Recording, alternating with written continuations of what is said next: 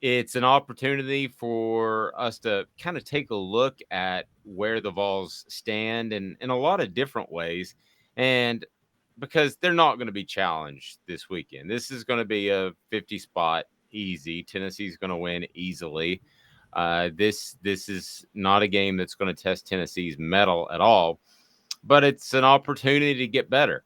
And Amanda, I'll say this based off the amount of players that we talk to, based off what I hear from these players, I think they will use the week to get better and not just flounder around with a lackluster opponent on the docket. I don't really see that as a concern whatsoever, to be honest with you.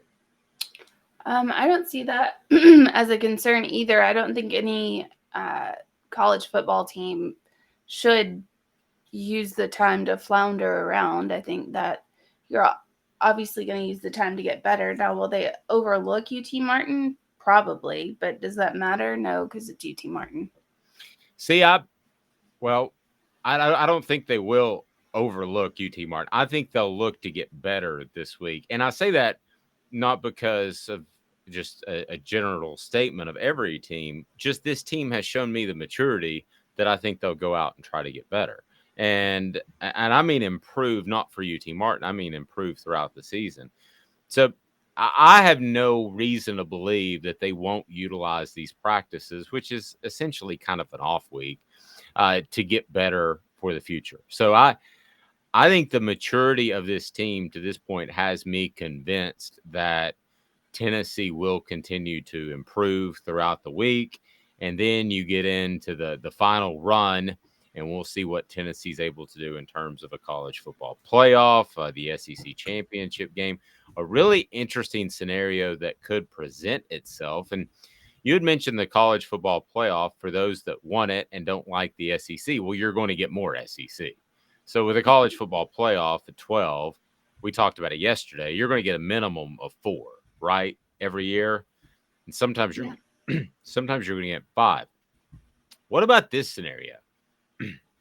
Let's say Tennessee wins the rest of their games except for Georgia, and Georgia then plays Alabama in the college football playoff. And SEC championship? or I'm sorry, SEC championship, excuse me. So then Georgia beats Alabama in the SEC championship game. Then you could have 3 SEC teams with a heck of an argument to make the college football playoff, which is currently just 4. This season? Yes, because if you had Tennessee with 1 loss, and that's to Georgia, Mm-hmm. and you had Georgia goes undefeated, so your 1 loss is to undefeated team, and these are big ifs and buts and candies and nuts. But Georgia would be undefeated, so your 1 loss is to an undefeated team. Or let's say, let's say Alabama wouldn't get in. Alabama wouldn't get. So let's say Alabama beats Georgia.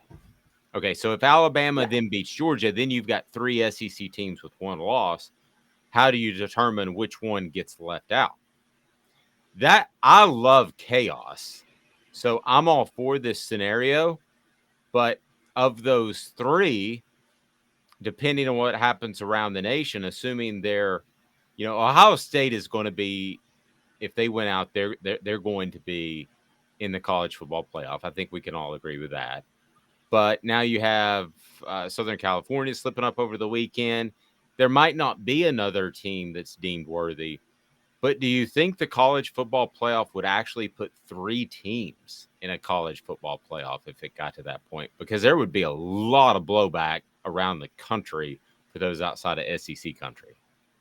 I don't think that they would do that. And I'll tell you who I think will be left out at that point. Ohio State, I don't think is going to make it. I think they're going to lose to Michigan.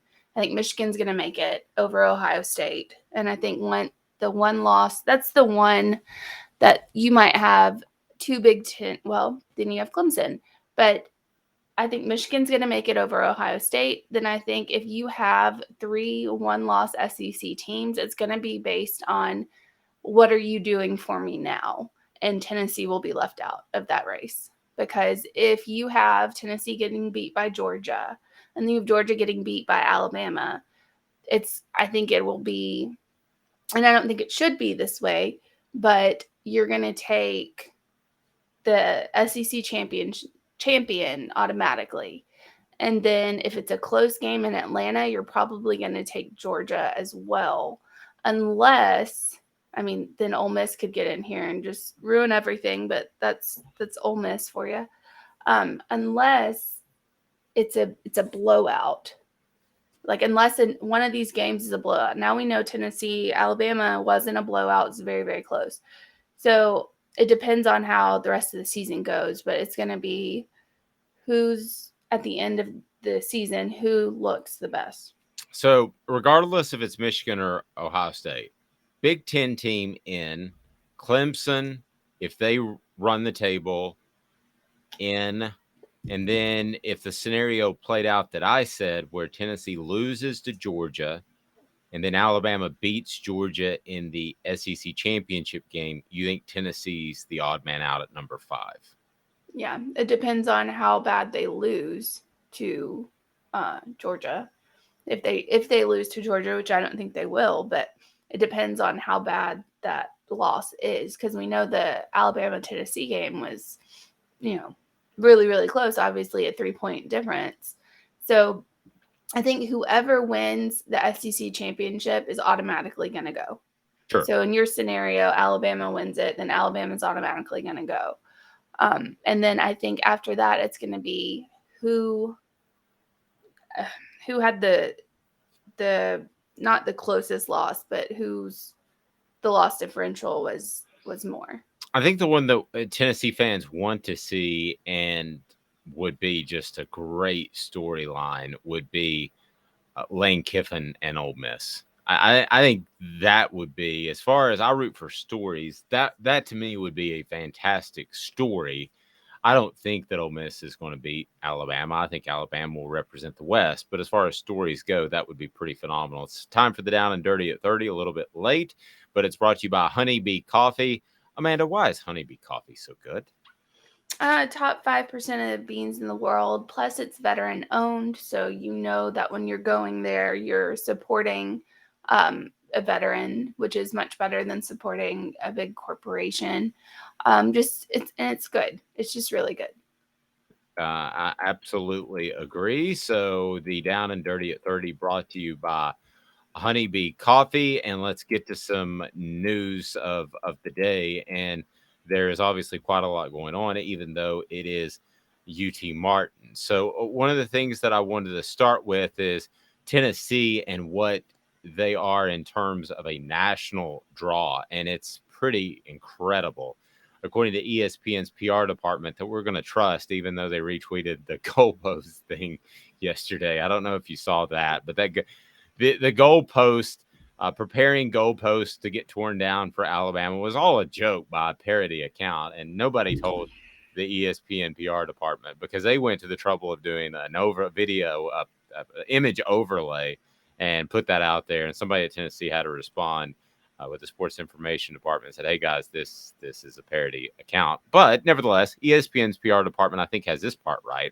College Game Days returned to Tennessee, the third episode to top 2.2 million viewers. Only 5 episodes have hit that mark the previous 5 seasons combined, up 16% over 2021's week 7. So, like I said earlier, Tennessee is one of those schools, one of those 15 or so schools that when they're better, that the entire sport is better. This as well, Alabama, Tennessee is the most watched Alabama, Tennessee game on record. Over 11 million viewers. Game peaked at 16.9 million. CBS has recorded the 5 most watched college football games for 5 consecutive weeks.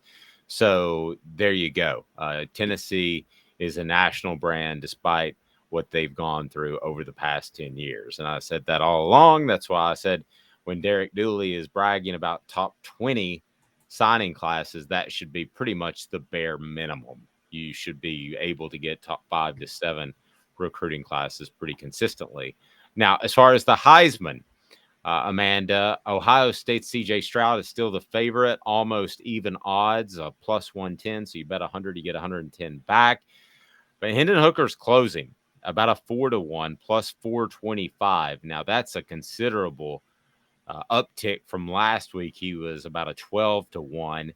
Caleb Williams, who lost at Southern Cal, plus 850. Michigan's Blake Corum is about a 12-1. And Bryce Young now has dropped to an 18-1. So if you filled out my Heisman ballot tomorrow, Amanda, what would be your top three? Because you get to pick three. Ooh, I get to pick three. I don't have three to pick, to be honest. I don't have three to pick. I would take Hendon Hooker. As I said, CJ Stroud I don't think is that good. I think it's the people he has to throw to makes him, or being Ohio State automatically puts him in there. I wouldn't have Bryce Young in there. As amazing of a player he is, as amazing of a talent that he is, you can't miss 1.5 games and still be in the Heisman race. I mean, well, let me ask you this way: who would be your top three? Because you have to put three, or the software won't accept your vote. So, okay. I mean, who would be your top three right now?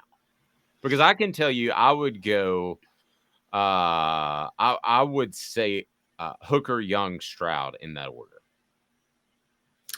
I would say Hooker, Hyatt, and Bryce Young. Oh, you have Jalen Hyatt in there. Okay. How do you not break a record and not get in at least to the Heisman talk a little bit? We know that a wide receiver could win it. Devontae Smith won it. So I don't know why you wouldn't put him in there. Yep, that's fair. And if it keeps up anywhere close to the pace he's at, he will be in there. That would be pretty amazing. Something I hadn't even thought about, that Tennessee could have two Heisman candidates in there. That would be unbelievable. Be sure and hit that like, subscribe, and share button. We appreciate that, so we can be a part of your Tennessee coverage.